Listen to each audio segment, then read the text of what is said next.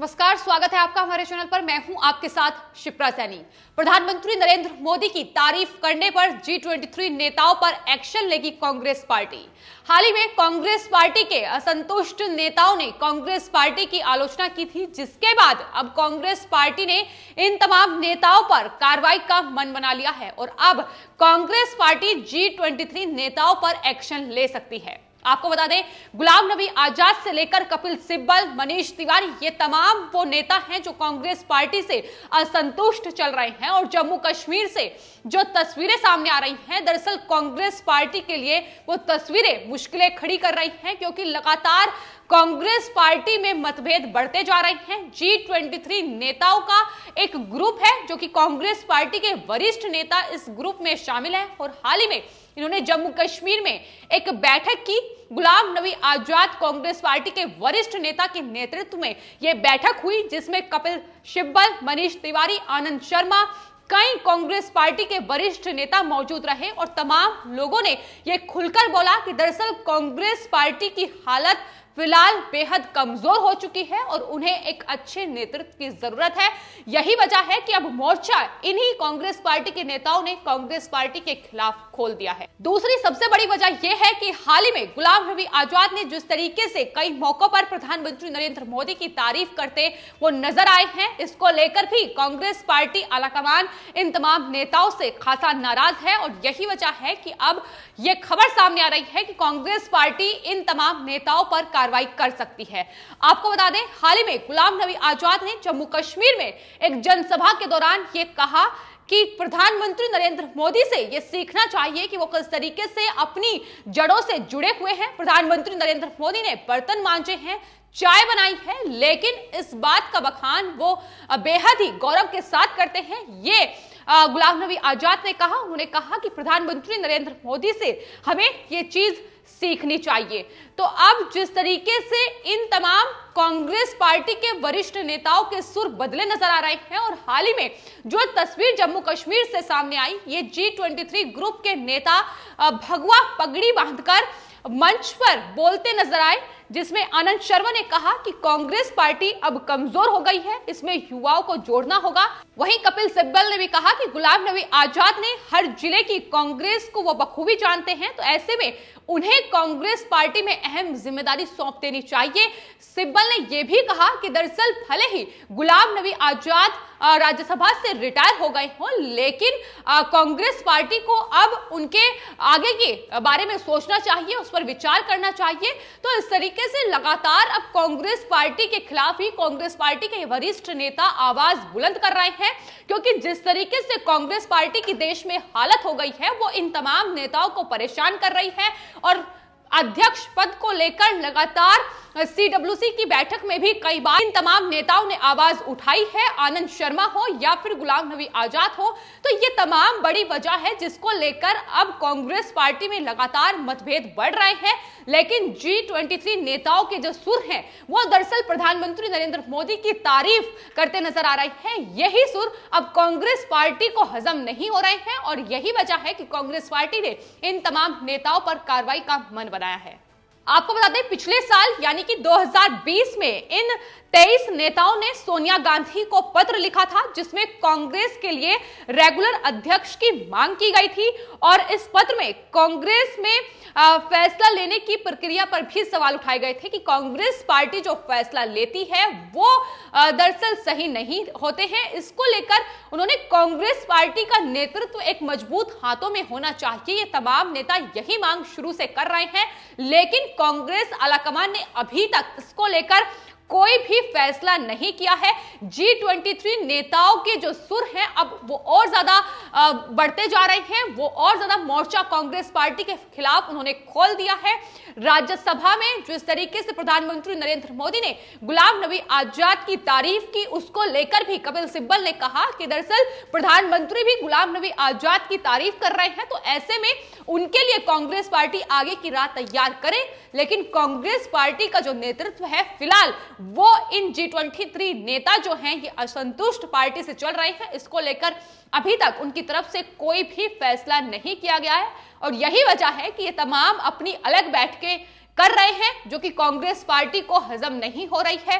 हाल ही में कांग्रेस पार्टी के नेता अधीर रंजन चौधरी और कांग्रेस पार्टी के असंतुष्ट नेता आनंद शर्मा के बीच किस तरीके से ट्विटर पर एक वॉर छिड़ी थी, ये भी देखने को मिला था कि कांग्रेस पार्टी ने पश्चिम बंगाल में जो लेफ्ट के साथ गठबंधन किया है, इसके अलावा आईएसएफ के साथ भी उनका गठबंधन किया गया है। इसको लेकर आनंद शर्मा ने कांग्रेस पार्टी को याद दिलाया कि आखिर कांग्रेस पार्टी की क्या विचारधारा है, किस पर उन्हें आगे बढ़ना चाहिए। तो लगातार कांग्रेस पार्टी के तमाम नेताओं में मतभेद की खबरें सामने आ रही हैं। फिर चाहे ये G23 जो ग्रुप है कांग्रेस पार्टी के नेताओं का, जो कि पार्टी से फिलहाल असंतुष्ट चल रहा है, ये हो, या फिर जो फिलहाल कांग्रेस पार्टी के नेता अलग अलग राज्यों में विधानसभा चुनाव की तैयारियों में जुटे हुए हैं, उन तमाम नेताओं के बीच लगातार ट्विटर पर खासतौर पर वोट देखने को मिल रही है। और अब जो तस्वीर सामने है वो ये कि दरअसल कांग्रेस पार्टी अब इन पर कार्रवाई कर सकती है। क्या कार्रवाई करेगी ये आने वाले वक्त में देखना होगा। तो फिलहाल आरोप प्रत्यारोप का कांग्रेस पार्टी में ये सिलसिला लगातार जारी है और गुलाम नबी आजाद पर सबसे ज्यादा सवाल उठ रहे हैं। कांग्रेस पार्टी के नेता ही उन पर सवाल खड़ा कर रहे हैं, लेकिन वहीं साफ तौर पर G23 नेताओं का यह कहना है कि दरअसल वो कांग्रेस पार्टी की अच्छाई के लिए, उसकी बेहतरी के लिए ही ये तमाम चीजें बता रहे हैं और इन चीजों की मांग कर रहे हैं। वहीं आपको बता दें, गुलाम नबी आजाद कांग्रेस पार्टी के वरिष्ठ नेता, उनका बयान सामने आया है। उन्होंने कहा है कि आगामी राज्यों में जिसमें भी चुनाव है, कांग्रेस पार्टी की जीत को वो वहां प्राथमिकता देते हैं। कांग्रेस पार्टी जीते यही चाहते हैं और पार्टी जहां भी चुनाव प्रचार के लिए उन्हें बुलाएगी वो वहां जाने के लिए तैयार है, पार्टी के लिए चुनाव प्रचार करेंगे। उन्होंने साफ तौर पर यह कहा था कि दरअसल उन्होंने भले ही राज्यसभा से वो रिटायर हो गए हो, लेकिन राजनीति में वो अभी भी सक्रिय हैं, कांग्रेस पार्टी का हिस्सा रहे हैं और रहेंगे। ये गुलाम नबी आजाद की तरफ से पहले भी कहा गया है और एक बार फिर से गुलाम नबी आजाद को लेकर चरम सीमा पर राजनीति कांग्रेस पार्टी के अंदर ही हो रही है। लेकिन अब बयान सामने आया है कि जहां भी पार्टी उन्हें चुनाव प्रचार के लिए भेजेगी तो वो उसके लिए तैयार है। लेकिन जिस तरीके से सुर बदल रहे हैं उस पर भी सवाल खड़ा कर रहे हैं कि आखिर प्रधानमंत्री की तारीफ के मायने क्या हैं, ये लगातार सवाल बना हुआ है। तो आपको बता दें, ना सिर्फ कांग्रेस पार्टी के ये वरिष्ठ नेता फिलहाल कांग्रेस पार्टी से असंतुष्ट है, बल्कि केरल विधानसभा चुनाव तारीख नजदीक है। 6 अप्रैल को केरल में विधानसभा चुनाव होने हैं, लेकिन वहां भी कांग्रेस पार्टी आलाकमान से वहां के नेता किस तरीके से नाराज चल रहे हैं, इसकी बानगी देखने को मिल रही है। 4 नेताओं ने कांग्रेस पार्टी से इस्तीफा दे दिया है। तो कांग्रेस पार्टी को केरल विधानसभा चुनाव की 6 अप्रैल को चुनाव होने हैं, उससे पहले एक बड़ा झटका लगा है। 4 नेताओं ने इस्तीफा दे दिया है, जिसके बाद अब राहुल गांधी की मुश्किलें अपने संसदीय क्षेत्र वायनाड में केरल में बढ़ती नजर आ रही हैं। तो लगातार मुश्किलें कम होने का नाम नहीं ले रही हैं, लेकिन राहुल गांधी की पुरजोर कोशिश है कि दरअसल किसी भी तरीके से केरल की जनता को वो साध सके। इसके लिए फिर चाहे उन्हें समुद्र में डुबकी लगानी हो या फिर वहां नृत्य करते नजर आते हैं राहुल गांधी, तो तमाम कोशिशें उनकी तरफ से जारी हैं। लेकिन अंजाम क्या हो रहा है वो साफ तौर पर दिखाई दे रहा है।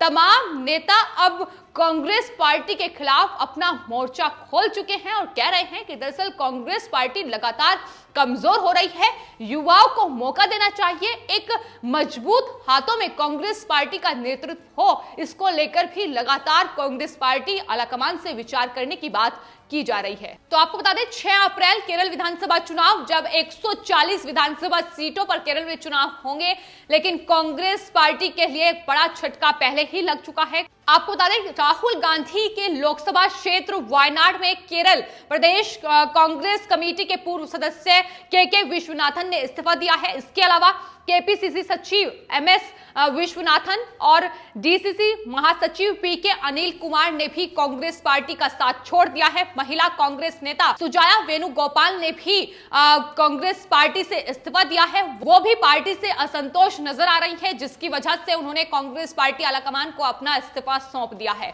तो लगातार कांग्रेस पार्टी की हालत बद से बदतर पूरे देश में होती नजर आ रही है और यही वजह है कि G23 ये जो नेता है इस ग्रुप में लगातार उन्होंने कांग्रेस कांग्रेस पार्टी के खिलाफ मोर्चा खोल दिया है और इसका असर 5 राज्यों में जो विधानसभा चुनाव हो रहे हैं जाहिर तौर पर उस पर भी पड़ता नजर आएगा, क्योंकि जो ये 23 नेता हैं दरअसल कांग्रेस पार्टी के ये वरिष्ठ नेता हैं जो राजीव गांधी से लेकर तमाम कांग्रेस की पिछली सरकारों में इनका मजबूत नेतृत्व रहा है। लेकिन अब किस तरीके से कांग्रेस पार्टी इन्हें पूरी तरीके से नकारती नजर आ रही है, यही वजह है कि इन्होंने अपनी ही पार्टी के खिलाफ मोर्चा खोल रखा है और पार्टी से लगातार नाराजगी समय समय पर देखी जा रही है। कांग्रेस पार्टी के नेता आपस में ही उलझते नजर आ रहे हैं और केरल से लेकर अब पश्चिम बंगाल, तमिलनाडु और पुदुचेरी तक कांग्रेस पार्टी लगातार कमजोर हो रही है।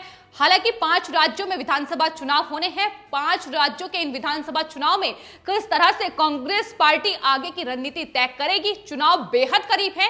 ये सबसे बड़ा सवाल ना सिर्फ देश की जनता पूछ रही है बल्कि खुद कांग्रेस पार्टी के वो वरिष्ठ नेता पूछ रहे हैं जो पार्टी से असंतुष्ट हैं, फिर चाहे आनंद शर्मा हो, गुलाम नबी आजाद हो, कपिल सिब्बल हो या फिर हरियाणा के पूर्व मुख्यमंत्री भूपेंद्र सिंह हुड्डा हो। तो ये तमाम वो नेता हैं जो लगातार पार्टी के नेतृत्व पर सवाल उठा रहे हैं, लेकिन कांग्रेस पार्टी किस तरीके से इन्हें पूरी तरीके से नकार रही है इसकी तस्वीरें भी लगातार सामने आ रही है। यही वजह है कि अब प्रधानमंत्री नरेंद्र मोदी की तारीफ करते गुलाम नबी आजाद नजर आ रहे हैं। पार्टी के वरिष्ठ नेता रहे हैं, जम्मू कश्मीर के मुख्यमंत्री भी रहे हैं, और लेकिन अब जो तस्वीरें सामने आ रही है वो कांग्रेस पार्टी के लिए लगातार मुश्किलें खड़ी कर रही है। यही वजह है कि कांग्रेस पार्टी अब G23 ग्रुप जो है कांग्रेस पार्टी के असंतुष्ट नेताओं का उस पर सवाल खड़ा कर रही है। कांग्रेस पार्टी ने कहा है कि दरअसल ये जो तमाम नेता प्रधानमंत्री नरेंद्र मोदी की तारीफ कर रहे हैं, प्रधानमंत्री की तारीफ करने के बजाय जिन 5 राज्यों में चुनाव हैं उसके लिए तैयारी करें तो बेहतर होगा। तो नसीहत देने की कोशिश लगातार कांग्रेस पार्टी की ओर से की जा रही है, लेकिन फिलहाल कांग्रेस पार्टी पूरी तरीके से टूट चुकी है। पूरी तरीके से मतभेद लगातार कांग्रेस पार्टी में सामने आ रहे हैं जो कि कांग्रेस पार्टी को हर रोज कमजोर बना रहे हैं। लेकिन वहीं राहुल गांधी, प्रियंका गांधी वाड्रा ये अलग अपनी रणनीति के जरिए केरल और उत्तर प्रदेश में विधानसभा चुनाव की तैयारी कर रहे हैं, लेकिन ये तैयारी कितनी आगे तक और कितनी मजबूत होगी ये तो देखना होगा। लेकिन फिलहाल कांग्रेस पार्टी की हालत देश में ये है कि एक के बाद एक जो राज्य है वो हाथों से खिसकते जा रहे हैं, और वहीं कांग्रेस के खुद जो वरिष्ठ नेता हैं पार्टी के वो लगातार पार्टी से नाराज चल रहे हैं। और यही वजह है कि अब खबर ये है कि कांग्रेस पार्टी ने इन पर कार्रवाई करने का मन बनाया है। आखिर क्या कार्रवाई होगी क्या आने वाले वक्त में देखना होगा। तो आपके इस पूरे मामले पर क्या राय है हमें कमेंट बॉक्स में जरूर लिखें और चैनल को सब्सक्राइब करें। धन्यवाद।